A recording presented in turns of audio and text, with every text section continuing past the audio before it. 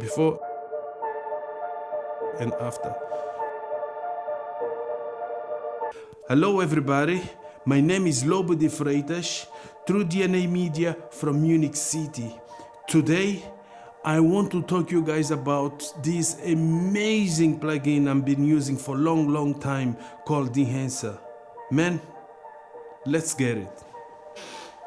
So as you can see, we have here the footage in the timeline. It's a music video that I shot a couple of weeks ago. A musician called Moti is from Africa, but he lives here in Munich.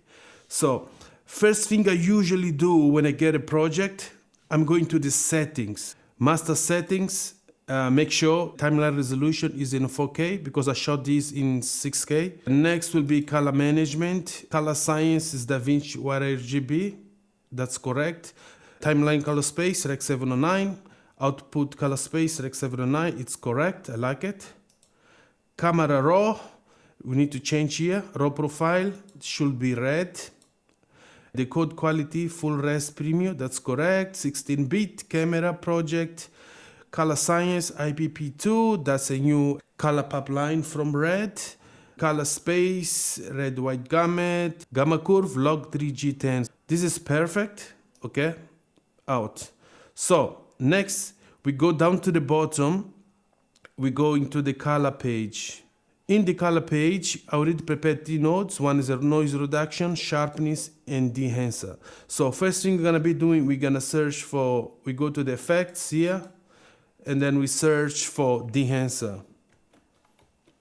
So we have already here, I already installed it, Dehancer 7.2.0. So once you apply the plugin, as you can see, the color looks completely off. What you have to do right now is to feed the plugin with the information of the camera, okay?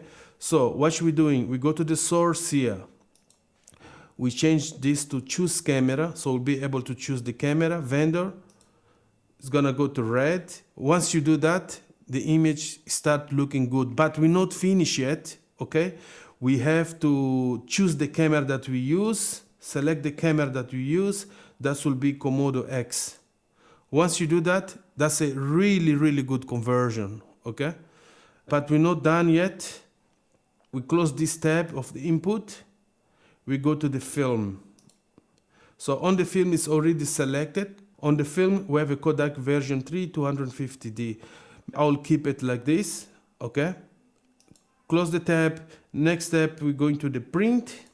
So on the print, we have to select the print that we're gonna use it.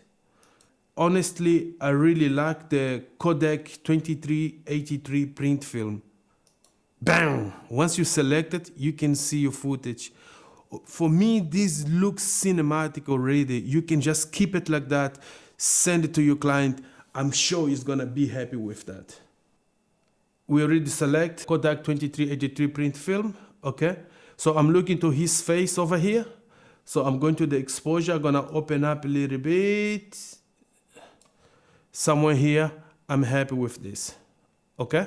Next, I'm gonna close this tab, I'll go to the expand. On the expand, we have the black points and the white points. So the black points controls the exposure on the shadows, and the white point controls the exposure in the highlight. So quite handy. So, all right, I'm gonna go to the white points.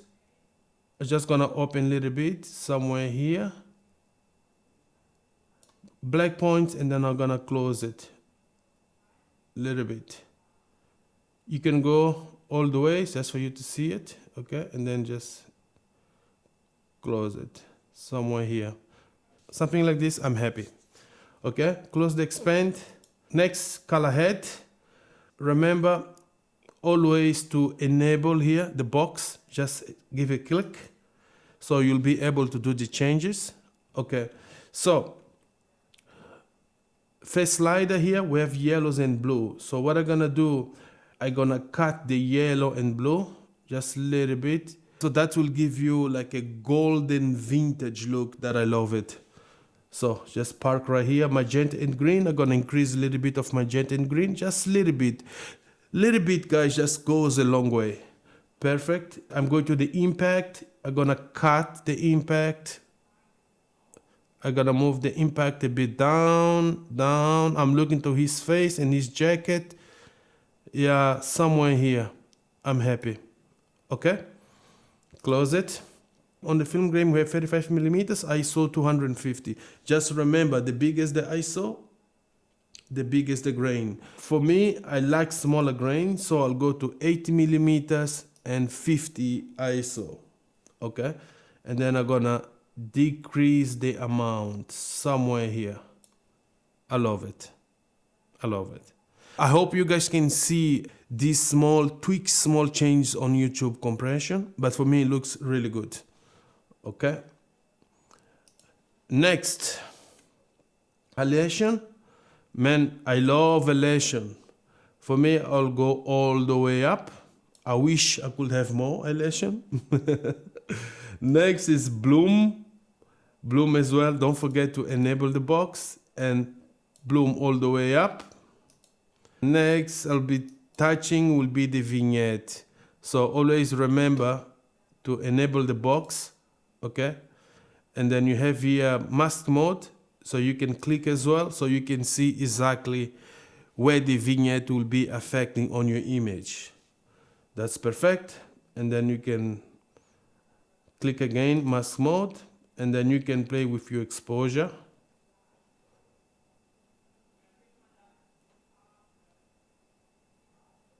Somewhere around here, I'm happy with this. The last thing we're gonna do here on this plugin, we're going to the quality options here. So I'm gonna choose high and slow. Okay. So we lost a little bit of sharpness. I believe it's because of the bloom, grain and halation. So to compensate that, click on the sharpening node, go to the blur tab here in the bottom. Okay. Click it, go to the ratios. On the ratios, you cut a little bit of the blur, go all the way to 47. 47 should be the softest spot for me, as you can see. For me, the image looks really good. Okay. One last thing you can do if you want to, you can just go to the noise reduction. Okay. Noise reduction node, just give a click. Noise reduction. Frames, I like 3. I think 3 work better for me. 3 frames. And then you have lumen chroma, just increase the lumen chroma, maybe until 4. And then you have your special threshold. On the special threshold, unlink the chain, okay? And then on the chroma, only on the chroma, you push a little bit, somewhere 3.6, 3.8. I like it like this, as you can see. Okay, so what you can do, gonna select the nodes here. Let me zoom the image, and then you can do it before and after. So we came a long way. Thanks you guys for staying tuned. See you guys next time. Cheers, thanks, bye.